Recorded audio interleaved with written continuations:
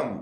நீலமலை தொலைக்காட்சியின் நகர்வள பகுதி செய்திகளை வாசிப்பது மலைகளின் அரசி உங்கள் நீலமலை அன்பில். இன்றைக்கு நகர்வள பகுதியிலே நமது செய்தியாளர் ஒளிப்பதிவாளர் திரு பிரசாத் அவர்கள் ஒரு அருமையான செய்தியை திரைப்பட சம்பந்தமாக வழங்கியிருக்கிறார். திரைப்பட தயாரிப்பாளர், இயக்குனர், நடிகர் என்று 50, 60, 70 காலங்களிலே இருந்த B.R. பந்தலு என்ற ஒரு நடிகர், தயாரிப்பாளர், கதை வசன கருத்தா, இன்னும் படத்தை இயக்கக்கூடிய இயக்குனர் என்று பல முகங்களை கொண்டவர். இவர் பல திரைப்படங்களை எடுத்திருக்கிறார். அவர் இறுதியாக எடுத்த படம் புரட்சி தலைவர் பொன்மனச்செம்மல் எம்ஜிஆர் அவர்கள் நடித்த மதுரை மீட்ட சுந்தரபாண்டியன். அதே B.R. பந்தலு அவர்கள் புரட்சி தலைவரை வைத்து 1000ல் ஒருவன் என்ற மாபெரும் திரைப்படத்தை தந்தவர். ரகசிய போலீஸ் 115 என்ற திரைப்படத்தை எடுத்தவர். தேடி வந்த மாப்பிள்ளை என்ற திரைப்படத்தை புரட்சி தலைவரை வைத்து கொடுத்ததோடு மட்டுமல்லாமல் நடிகர் திலகம் சிவாஜி கணேசனை வைத்து ஏராளமான திரைப்படங்கள், பாகப்பிரிவினை, அதை போல அவர் எத்தனையோ திரைப்படங்கள், முரடன் முத்து என்ற திரைப்படம், சபாஸ் மீனா என்ற திரைப்படம் என்று ஏராளமான திரைப்படங்களை கொடுத்த அவர் ஒரு பக்தி பரவசமான திரைப்படத்தை, மகாபாரதத்தை திரைப்பட வாயிலாக 3 மணி நேரத்திலே சுருக்கமாக அந்த மகாபாரதத்தை சொல்ல வேண்டும் என்பதற்காக மகாபாரதத்தை கர்ணனை மையப்படுத்தி ஒரு படத்தை எடுத்திருப்பார். கர்ணன் என்ற பெயரோடு கர்ணனை, கொடைவள்ளல் கர்ணனை, மகாபாரதத்திலே குந்தி தேவியினுடைய மூத்த மகனாக சூரிய பகவானுடைய அருளால் பிறந்த அந்த கர்ணனுடைய வரலாற்றை சொல்லுகின்ற படமாக, வண்ணப்படமாக கர்ணன் என்ற திரைப்படத்தை எடுத்திருப்பார். அந்த வண்ணப்படம் வெளிவந்த படக்காட்சிகள், இசையும் அந்த காலகட்டத்தில் மிக அருமையாக இருக்கும். இந்துஸ்தானி மற்றும் கர்நாடகா இசை ராகங்களை விஸ்வநாதன் ராமமூர்த்தி குழுவினர் அதிக அற்புதமாக வைத்திருப்பார்கள். அத்தனை பாடல்களுமே இட்டான பாடல்கள். அந்த கர்ணன் திரைப்படத்திலே எந்த பாடலை விட எந்த பாடலை புகழ என்று சொல்ல முடியாத அளவிற்கு அத்தனை பாடல்களும் அற்புதமான பாடல்கள். 1964 தயாரித்த பந்தலு இயக்கி வெளியிட்ட இந்த படம் மிக பிரம்மாண்டமான காட்சிகள் அமைப்புகளோடு அப்போதே ரூபாய் 40 லட்சம், 1964 எண்ணி பாருங்கள். இன்றைக்கு அது 4000 கோடிகள் என்று சொல்லக்கூடிய அளவிற்கு அன்றைக்கு 1964 40 லட்சத்தை செலவழித்து தைரியத்தோடு B.R. பந்தலு அவர்கள் அந்த படத்தை செய்திருப்பார், எடுத்திருப்பார். நடிகர் திலகம் சிவாஜி கணேசன், N.T. ராமராவ், தேவிகா, சாவுத்திரி, அசோகன் என பெரிய திறமைசாலிகளை, பெரிய நடிகர்களை நடிக்க வைத்திருப்பார். இப்போதைய பதிவு அந்த படத்தில் வந்த ஒரு அருமையான பாடலை பற்றித்தான் நாம் சொல்வதற்காக இந்த கதைகளை சொல்லி வருகிறோம். படம் கிட்டத்தட்ட முடிந்த பிறகு தயாரிப்பாளர் B.R. பந்தலு அவர்களுக்கு ஒரு யோசனை வந்ததாக, ஒரு ஐடியா வந்ததாகவும் சொல்லப்படுகிறது. அப்படி அவர் யோசனையை வந்ததும் போர்க்களத்தில் அர்ஜுனும் கீதை உபதேசம் செய்யும் காட்சி வருகிறது. அர்ஜுனனுக்கு கண்ணபிரான், கிருஷ்ண பரமாத்மா கீதை உபதேசம் செய்வார். அதை போல இந்த யோசனையின் மூலமாக உதவி இயக்குனரிடம் அதை குறித்து விவாதித்த போது அத்தனை உதவி இயக்குனர்களும் மறுத்துவிட்டார்கள். கீதை உபதேசம் அர்ஜுனனுக்கு மட்டும்தான். அது கர்ணனுக்கு எப்படி வரும், கர்ணனுக்கு எப்படி சொல்ல முடியும் கிருஷ்ணன் என்ற கேள்வி துணை இயக்குனர்கள் எல்லாம் மறுக்கிறார்கள். இயக்குனரோ மறுத்து விட்டார்களே, இது வேண்டா விபரீதம் என்று கதையின் நிறைவு பகுதியில் இப்படி ஒரு காட்சி வைத்தால் அது நீண்ட காட்சியாக தான் இருக்கும், கீதையை சுருக்கமாக சொல்ல முடியாது என்று பல இயக்குனர்களும் அவரோடு இருந்த மற்றவர்களும் இதை எடுத்துச் சொல்லுகிறார்கள். அப்படி இருந்த போதிலும் இல்லை இல்லை அதை வைத்தாக வேண்டும் என்ற ஒரு நிலைப்பாட்டில் PR பந்தலு அவர்கள் இருக்கிறார்கள். இப்படி இருந்த நிலையில் அடுத்து அது ஒரு தத்துவ உபதேசமாக எளிதில் புரிய வைக்கலாம் என்று இவர்கள் பத்மனி பிக்சர்ஸ் நிறுவனத்திலே அலுவலகத்திலே கூடி ஆலோசித்துக் கொண்டிருக்கிறார்கள். அப்பொழுது இசை அமைப்பாளர் MS விஸ்வநாதன் அங்கு வந்தார். துணை இயக்குனர் தயாரிப்பாளர் சொர்ண யோஜனை அவரிடம் எடுத்து சொன்னார்கள். சற்று நேரத்தில் யோசித்த MS விஸ்வநாதன் முகம் வளர்ந்து சொன்னாராம், அவ்வளவுதானே, கீதை உபதேச காட்சி நன்றாக இருக்க வேண்டும், அதை எடுத்து விடலாம் எப்படி என்று கேட்டபொழுது, விடுங்கள், கவிஞர் கண்ணதாசன் இருக்கிறார், கவலை ஏன் உங்களுக்கு என்று MS விஸ்வநாதன் அவர்கள் சொல்லுகிறார்கள்.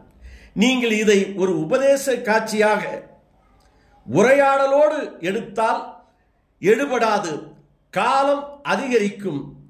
ஆகையினாலே நீங்கள் கண்ணதாசனிடம் சொல்லுங்கள், ஒரே பாடலில் பகவத்கீதை முழுவதையும் சொல்லிவிடுவார், 3 நிமிடத்திற்குள் பாட்டு முடிந்துவிடும், கீதையும் புரிந்துவிடும் என்றாராம்.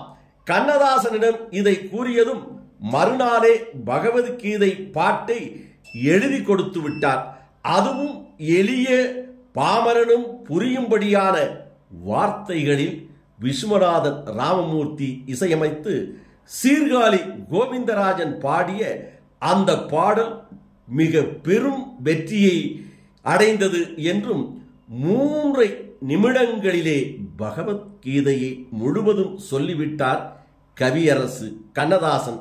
அந்த பாடல் மூலமாக அற்புதமான, உண்மையிலே 18 அத்தியாயங்களிலே 70 ஸ்லோகங்கள் உள்ள கீதையை பாமரனும் புரிந்து கொள்ளுகின்ற எளிய வார்த்தைகளிலே இதைவிட சுருக்கமாக சொல்ல முடியுமா என்று எல்லோரும் வியக்கின்ற வகையிலே கவிஞர் கண்ணதாசன் அவர்கள் பகவத்கீதையின் சரத்தை 9 பிரிவுகளாக பிரித்து மரணத்தை நினைத்து கலங்குகின்ற விஜயன், அதன் மூலமாக முதல் அத்தியாயமும் அர்ஜுனன் விஷத்தை யோகமாக, அப்பொழுது மரணத்தை பற்றி ஒரு தெளிவு அவருக்கு ஏற்படுத்த வேண்டும். இது 2வது பகுதியாகும். உடல் என்றால் என்ன, ஆன்மா என்றால் என்ன என்கின்ற தத்துவ விளக்கத்தை சொல்ல வேண்டும் என்று 3வது பாகமாகவும், பகவான் தன்னை பற்றி சொல்ல வேண்டும் என்று நிறைத்தன்மை, இது பகவான் 4வது பகுதி வகனத்தையும் கொண்டு வந்து அத்தனையும் அந்த ஒரு பாடலிலே சிறப்பாக சொல்லி முடித்திருப்பார் கவிஞர் கண்ணதாசன் அவர்களை. இதை சீர்காழி கோவிந்தராஜன் அவர்கள் தன்னுடைய கனிவான குரலில் அழகாக பாடி முடித்திருப்பார். அப்படிப்பட்ட ஒரு அருமையான இந்த பாடல் காட்சி அந்த திரைப்படத்தில், கர்ணன் என்ற திரைப்படத்திலே இடம்பெற்றிருக்கும். அந்த கர்ணன் என்ற திரைப்படத்தில் கண்ணனாக NT ராமராவ் அவர்கள் அற்புதமாக நடித்திருப்பார். அதில் முத்துராமன் அவர்கள் அர்ஜுனனாக தோன்றி தன்னுடைய நடிப்பாற்றலை சொல்லியிருப்பார்.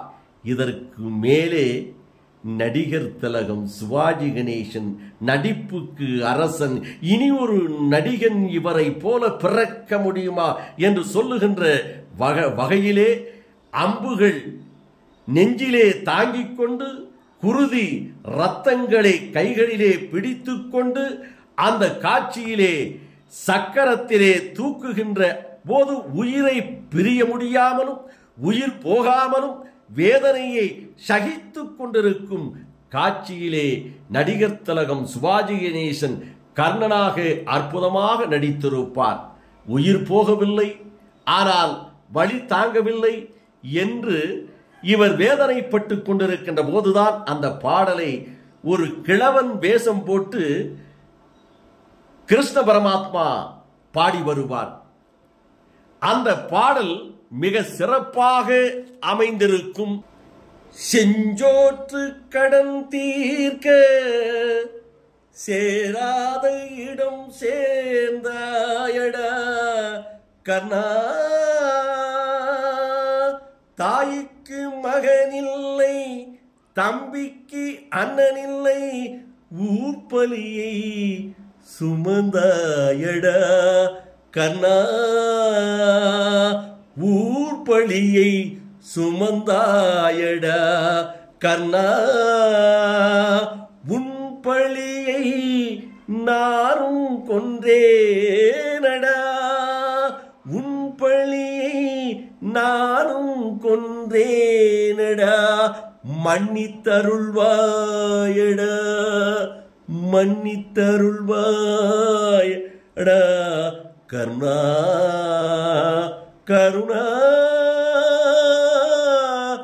மன்னித்தருள்வாயடா என்று சீர்காழியினுடைய அந்த கணீர் குரலிலே கண்ணன் பாடி வருவதாக NT ராமராவ் அவர்கள் நடித்திருப்பார். அதிலே தன்னுடைய தர்மத்தை எல்லாம் கண்ணனிடம், கிருஷ்ணனிடம், கிருஷ்ண பரமாத்மாவிடம் தாரை வாய்ப்பதாக இறுதி காட்சியை அமைத்திருப்பார்கள். அப்படிப்பட்ட ஒரு சிறப்பான காட்சியாக அந்த கர்ணன் திரைப்படத்திலே MS விஸ்வநாதன் அவர்கள் சொன்ன ஆலோசனையில் கவிஞர் கண்ணதாசன் தந்த பாடலின் நிறைவாக BR பந்தலூர் அவர்கள் நினைத்த அந்த கீத உபதேசம் 3 மணி நேரத்திலே 3 மணி நிமிடத்திலே சொல்லி முடிக்கப்பட்டது என்று எல்லோரும் சொல்லுவார்கள். அப்படிப்பட்ட ஒரு சிறப்பான தொகுப்பாக நமது செய்தியாளர் ரவி அவர்களும் நமது சிறப்பு செய்தியாளர் சந்திரசேகர் நாயர் அவர்கள், நமது சிறப்பு செய்தியாளர் சந்திரசேகர் நாயர் அவர்கள் திரைப்பட ஆய்வாளர் அவர் தொகுத்து வழங்கியதை நமது செய்தியாளர் ஒளிப்பதிவாளர் எடிட்டர் திரு பிரசாத் அவர்கள் ஒரு சிறப்பான நிகழ்ச்சியாக, செய்தியாக, தொகுப்பாக இதை நமது நீலமலை தொலைக்காட்சிக்கு